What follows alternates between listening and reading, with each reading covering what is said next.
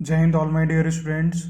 So today we are going to start the first topic of this chapter. First topic of this chapter, that is plant tissue.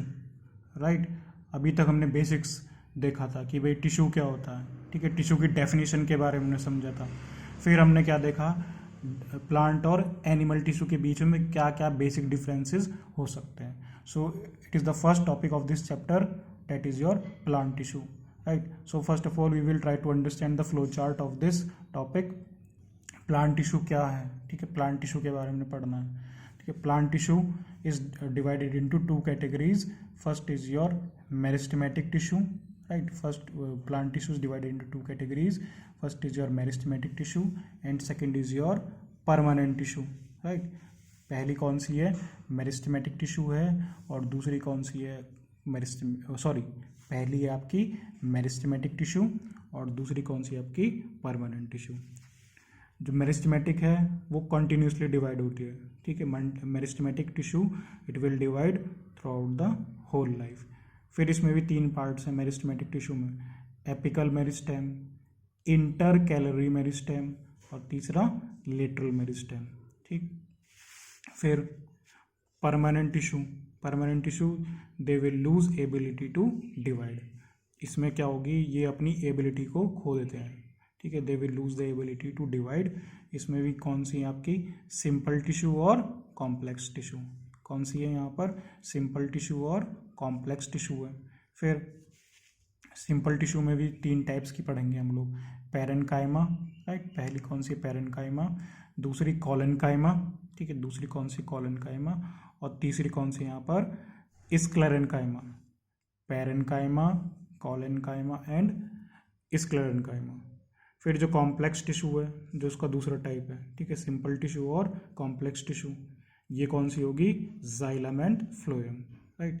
तो ये पूरा जो topic है plant tissue, ठीक है, जो पूरा टॉपिक है प्लांट टिश्यू, इसमें हमें इन सब चीज़ों के बारे में डिटेल में डिस्कस करना है, ठीक है, डिटेल में जानना है। तो फर्स्ट टॉपिक जो हम पढ़ेंगे यहाँ पर क्या है, कौन सा आपका, meristematic tissue, right. Meristematic tissue के बारे में हम यहाँ पर पढ़ेंगे। एक एक्टिविटी है, ठीक है, एक एक्टिविटी है यहाँ पर, हम पहले उसको समझते हैं कि भाई क्या उसमें बता रखा है, ठीक है। हम लोग कर भी सकते हैं, आप लोग कर भी सकते हो उसको घर पर। देखिए क्या एक्टिविटी है यहाँ पर, मेरिस्टेमेटिक टिश्यू, ठीक है, मेरिस्टेमेटिक टिश्यू है। यहाँ पर दिखा रखा है, यहाँ पर growth of roots in onion bulbs, ठीक है, जो ग्रोथ है रूट्स की ओनियन बल्ब के अंदर। ये ओनियन ले रखा है, ठीक है, ये this is the onion, two onions they have taken and this is the what they are taking, beaker ले लिया, ठीक है, बीकर ले लिया। टेक टू ग्लास जार्स, ठीक है, ग्लास जार्स के दिए, jar 1 and the jar 2। Take two glass jars and fill them with water. क्या करा इन्होंने, भाई दो ग्लास जार लिए, फिर उसमें क्या कर दिया, वाटर को फिल कर दिया, clear. Now take two onion bulbs and place one on each jar as shown in the figure, ठीक है। फिर क्या करा इन्होंने, दो ओनियन बल्ब्स लिए, एक ओनियन बल्ब यहाँ रख दिया और एक ओनियन बल्ब इसमें रख दिया। फिर क्या करना है आपको, observe the growth of roots in both the bulbs for few days. तो आपको क्या देखना है कि भाई जो रूट्स है उसमें ग्रोथ हो रही है या नहीं हो रही है, ठीक है, ऑब्जर्व करना है। फिर measure the length of roots on day 1, 2 and day 3। तो पहले दिन कितनी ग्रोथ हुई, दूसरे दिन कितनी ग्रोथ हुई और तीसरे दिन ग्रोथ कितनी हुई। फिर on day 4 cut the root tips of the onion, ठीक है, डे 4 में क्या करा आपने, कट कर दिया रूट टिप्स ऑफ ओनियन को। इन द जार 2 बाई अबाउट, जो जार 2 में है क्या करा आपने, उसको कट कर दिया, सीजर से कट कर दिया। In the bulb by 1 centimetre, 1 centimetre आपने काट दिया, ठीक है ना, अबाउट 1 सेंटीमीटर करीब इसमें कट कर दिया। After this observe the growth of roots in both the jars. फिर क्या करना है, उसको दोबारा से ऑब्जर्व करना है। And measure their length each, ठीक है, फिर क्या करना है, उनकी लेंथ को मेजर करना है। And measure their length each day for 5 more days. 5 दिन लगातार आपको इनकी ग्रोथ मेजर करना है। एंड रिकॉर्ड द ऑब्जर्वेशन, फिर अपनी ऑब्जर्वेशंस को रिकॉर्ड करना है टेबल में। इस तरीके से आप बना सकते हो, अगर पॉसिबल है तो कर लेना, ठीक है, अगर पॉसिबल है तो कर लेना। ये एक activity, it is a very simple activity, ठीक है, it is a very simple activity. Jar 1 jar 2 and day 1 में कितनी ग्रोथ आई, डे 2 में कितनी ग्रोथ आई, डे 3 में कितनी ग्रोथ आई, डे 4 में कितनी है, फिर दोनों कंपैरिजन है डे 5 में। ठीक, तो इसमें क्या क्वेश्चंस हैं, ठीक है, which of the two onions have longer roots, ठीक है, किसमें लॉन्गर रूट्स हैं, do the roots continuously growing even after we have remove their tips, ठीक है, why would the tips stop growing in the jar two if we cut them. तो ये कुछ ऐसे क्वेश्चंस हैं इसमें, ठीक है, ये हम लोग कर सकते हैं इस एक्टिविटी को, ठीक है, कर सकते हैं हम लोग एक्टिविटी को। फिर चलिए हम अपने टॉपिक पर आ जाते हैं। Now we are going to discuss the meristematic tissue, ठीक है। मेरिस्टेमेटिक टिश्यू कौन सी टिश्यू है? Meristematic tissue, the growth of the plants occurs only in specific region, ठीक है, जो ग्रोथ है प्लांट्स की वो क्या होगी, वो स्पेसिफिक रीजन में होगी, ठीक है, स्पेसिफिक रीजन में होगी। This is because the dividing tissue are known as meristematic tissue. समझ में आई बात? ग्रोथ है प्लांट्स की वो कहाँ पर हो रही है, वो एक पर्टिकुलर रीजन में हो रही है कि स्पेसिफिक रीजन में हो रही है। This is because the dividing tissue is known as the meristematic tissue. और डिवाइडिंग टिश्यू को क्या कहते हैं हम लोग? मेरिस्टेमेटिक टिश्यू कहते हैं। Is located only at these points, इन्हीं पॉइंट्स पे क्या है वो लोकेटेड है। Clear? Depending on the region where they are present, ठीक है, जो depending on the region where they are present, meristematic tissue are classified as apical, lateral and intercalary. ठीक, क्या लिखा है इन्होंने? Depending on the region where they are present, the meristematic tissue are classified as apical, lateral and intercalary. कितने types की होंगी? 3 types की होंगी। कौन कौन सी? एपिकल, इंटरकैलरी और laterals. New sales produced by meristem are initially like those of meristem itself, ठीक है, जो न्यू सेल्स बन रही हैं किसके द्वारा?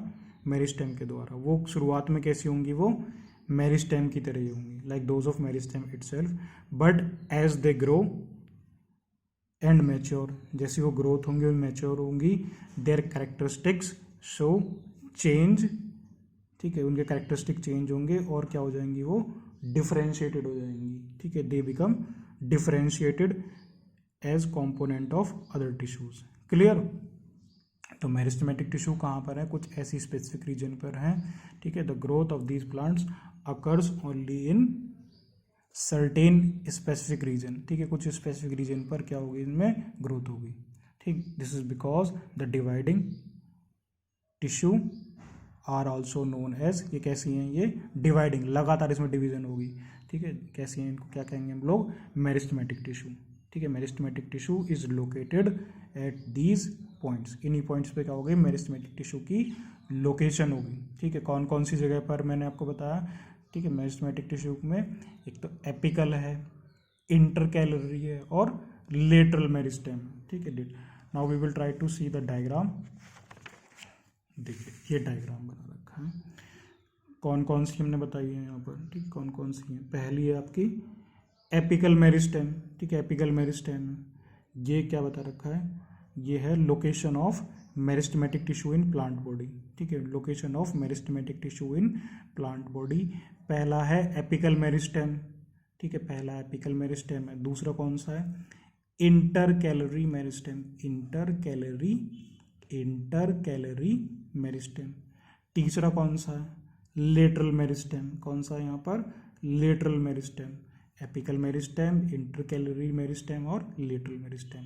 अब क्या क्या फंक्शन हो सकता है, ठीक है। Apical meristem, they are responsible for growth of stem. Apical meristem किसके लिए है? ठीक, growth of stem and roots in plants, they are found in the tips of roots and stems, ठीक है। एपिकल मेरिस्टेम कहाँ प्रेजेंट है? Growing tips of stems and roots, ठीक। और किस क्या रिस्पॉन्सिबिलिटी होगी एपिकल मेरिस्टेम की? They increases the length of the stem and the root, ठीक है। Apical meristem they will increase the length of the stem and root. फिर ये कौन सा बता रखा है, इंटर कैलरी मेरिस्टेम, ठीक है, इंटर कैलरी मेरिस्टेम। ये कहाँ प्रेजेंट होंगी, बेस ऑफ द लीव्स में प्रेजेंट होंगी।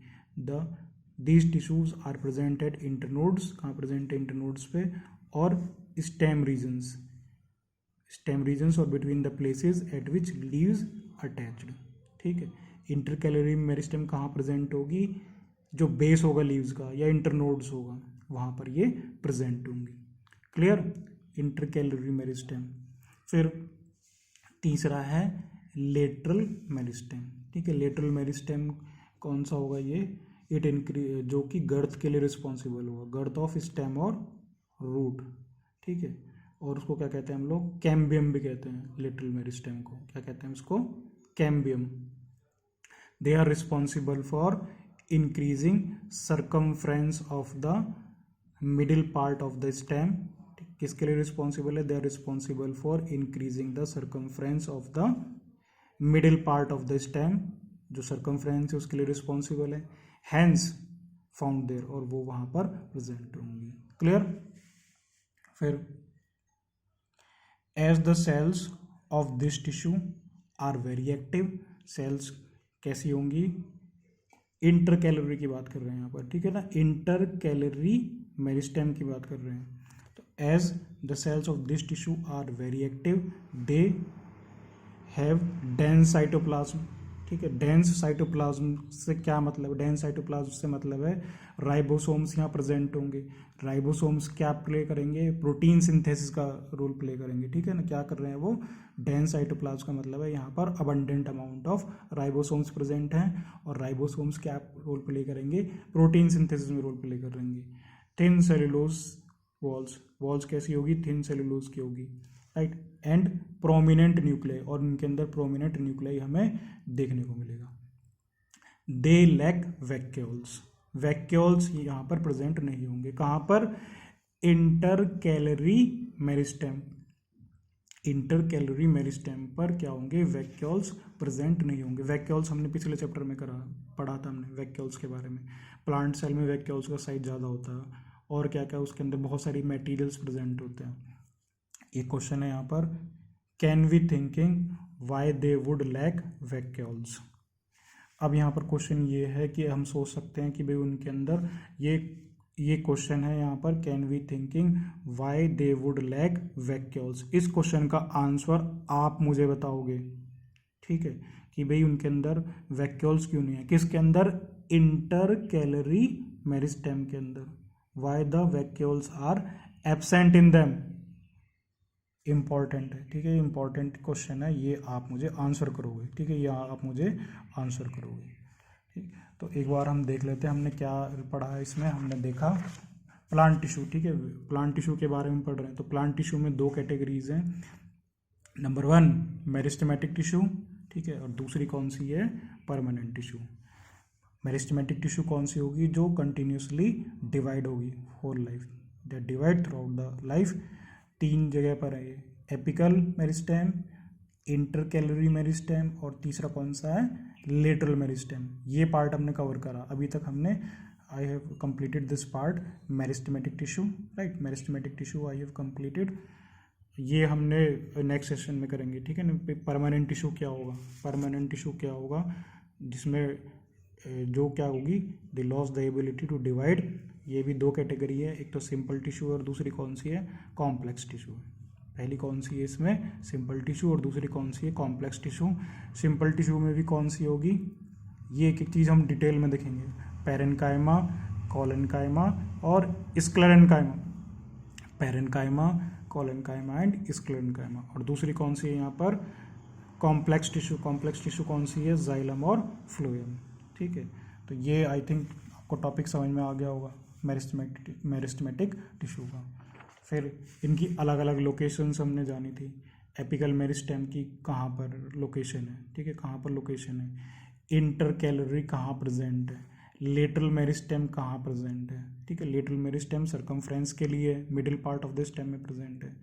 इंटर कैलरी कहाँ प्रेजेंट है, they are base of the leaves, ठीक है, बेस ऑफ द लीव्स में प्रेजेंट है। फिर एपिकल मेरिस्टेम किसके लिए रिस्पॉन्सिबल है, ग्रोथ ऑफ स्टेम और रूट्स के लिए।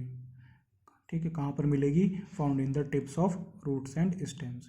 फिर जो इंटरकैलरी मेरिस्टेम है, यहाँ पर क्या होगा, टिश्यू ज़्यादा एक्टिव होंगी, ठीक है, the cells of this tissue are very active, ठीक है, कैसे होंगी, एक्टिव होंगी, they have dense cytoplasm, dense cytoplasm है इसके अंदर, थिन सेलुलोज वॉल्स है इसके अंदर, ठीक है, थिन सेलुलोज वॉल्स है, और प्रोमिनेंट न्यूक्लियाई, और कैसा इसमें प्रोमिनेंट न्यूक्लियाई है, ठीक, ये इसके अंदर वैक्यूल्स नहीं होता, ठीक है, इसके अंदर वैक्यूल्स एब्सेंट होंगे। अब ये क्वेश्चन मैंने आपसे पूछा है, इसका प्लीज़ आप मुझे आंसर जरूर बताना। Can we thinking why they would lack vacuoles, if you are able to answer it, ठीक है, अगर नहीं आएगा तो फिर इसका आंसर मैं ही आपको बताऊंगा। क्लियर।